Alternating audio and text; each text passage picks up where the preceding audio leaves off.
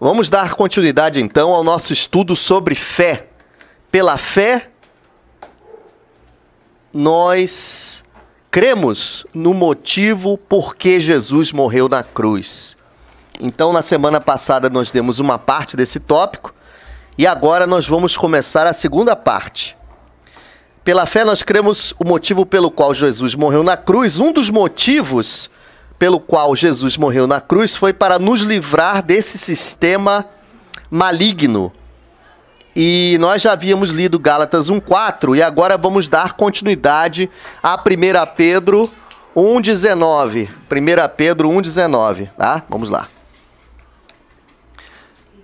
Mas fostes resgatados pelo precioso sangue de Cristo, como de cordeiro sem mácula ou defeito algum. Vamos ler a partir do verso 18, 1 Pedro 1, 18 e 19.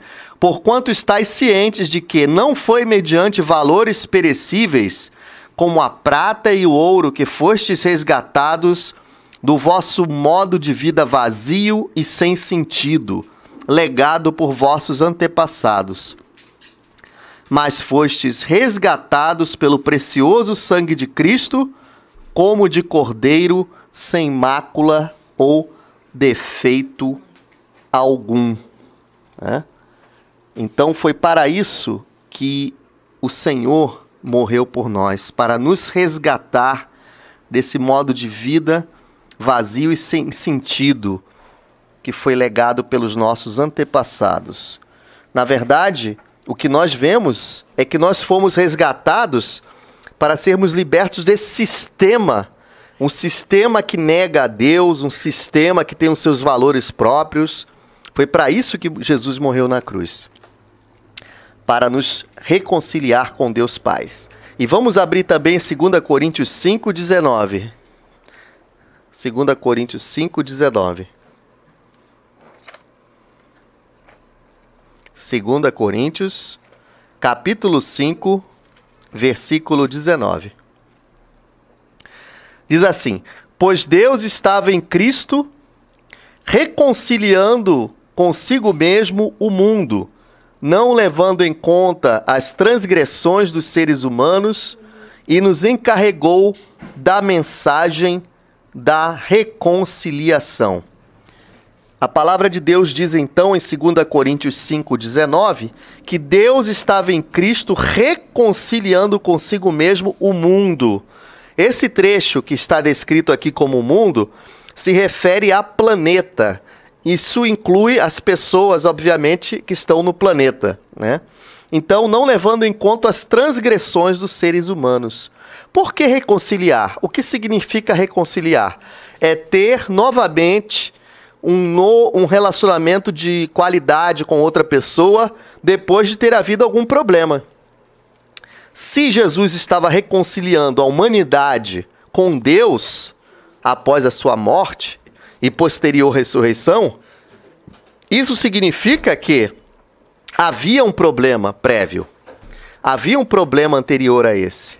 Foi por isso que Jesus se ofereceu voluntariamente para morrer em nosso lugar e trazer de novo a reconciliação entre a humanidade e Deus.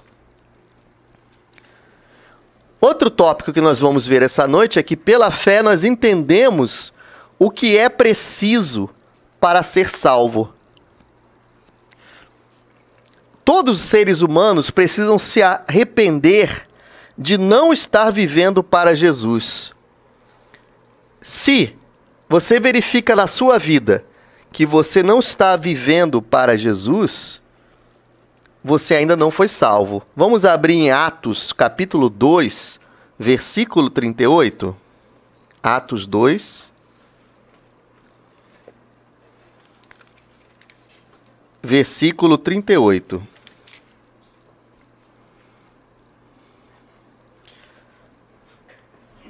O pano de fundo dessa palavra é que o apóstolo Pedro estava pregando para várias pessoas, né? E depois do apóstolo Pedro ter pregado, aquelas pessoas ficaram se sentindo culpadas. Mas Pedro falou a eles no versículo 38 de Atos 2: arrependei-vos e cada um de vós seja batizado em nome de Jesus Cristo para o perdão de vossos pecados e recebereis o dom do Espírito Santo. Este é o propósito, é um dos propósitos para que haja reconciliação do homem com Deus. Primeiro, se arrepender. Todo ser humano em toda a terra precisa se arrepender. Mas o que significa arrependimento? A palavra arrependimento, como nós já vimos no primeiro módulo, né, que é esse que nós estamos, mas agora estamos no tópico fé, significa, vem do grego metanoia. Metanoia significa mudança de mente que leva a um novo modo de agir. Então, arrependei-vos e cada um de vós seja batizado em nome de Jesus Cristo para perdão de vossos pecados. Nesse ponto principal, existe um problema sério ocorrendo no meio da igreja evangélica, mas eu não vou entrar em detalhes aqui. O problema sério que está ocorrendo atualmente é o seguinte: atualmente não, já vem se fossilizando há muito tempo essa questão. É a questão de que acreditar que o batismo nas águas salva uma pessoa. Eu quero veementemente criticar e atacar essa visão míope de que batismo nas águas salve uma pessoa. Isso é uma das maiores mentiras que foram criadas, é totalmente antibíblico, não há nenhum respaldo na palavra de Deus que tente comprovar essa teoria, porque isso é uma teoria. A palavra de Deus é muito clara: o batismo nas águas não salva absolutamente ninguém e jamais salvará.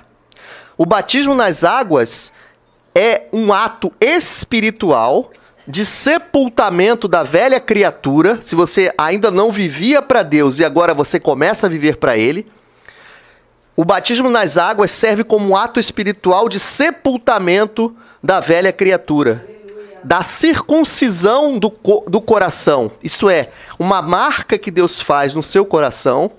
E o batismo nas águas também não é só um simbolismo.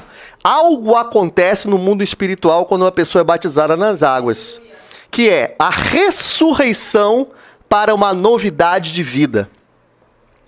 Então, aquelas pessoas que entregaram as suas vidas a Jesus e ainda não foram batizadas nas águas, o que vai ocorrer com elas? Elas vão carregar um peso que elas não podem suportar e vão sucumbir uma hora ou outra, porque se é um mandamento da palavra de Deus, é porque tem algum sentido espiritual.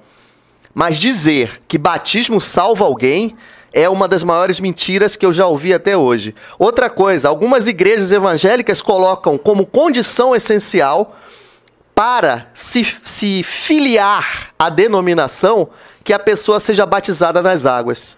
Em nenhum lugar das Escrituras há algum trecho que corrobore, que apoie essa ideia de que, porque agora você tem que pertencer a esse corpo local, você tem que ser batizado nas águas. O batismo nas águas é interdenominacional e nada tem a ver com fazer parte de uma determinada denominação. Então, quando ele diz, arrependei-vos e cada um de vós seja batizado em nome de Jesus Cristo, obviamente está se referindo ao batismo nas águas, que não salva, para o perdão de vossos pecados e recebereis o dom do Espírito Santo. É o que o Pedro disse aqui. Então, a fé, na verdade, o que ajuda? É que nos diz, entendemos o que é preciso para ser salvo. Vamos abrir em 2 Coríntios 5,15. 2 Coríntios, capítulo 5, versículo 15.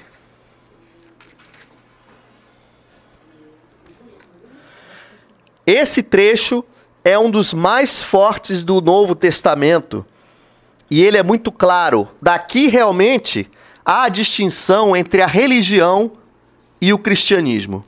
Ele diz assim: e ele morreu, quem morreu? Jesus Cristo.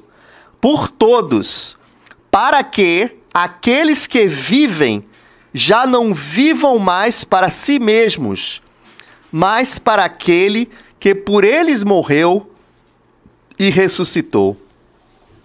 Este é o foco da vida cristã. Se você se declara um discípulo de Jesus, você não vive mais para você mesmo. A sua vida não é egocêntrica, isto é, você não vive em torno de você.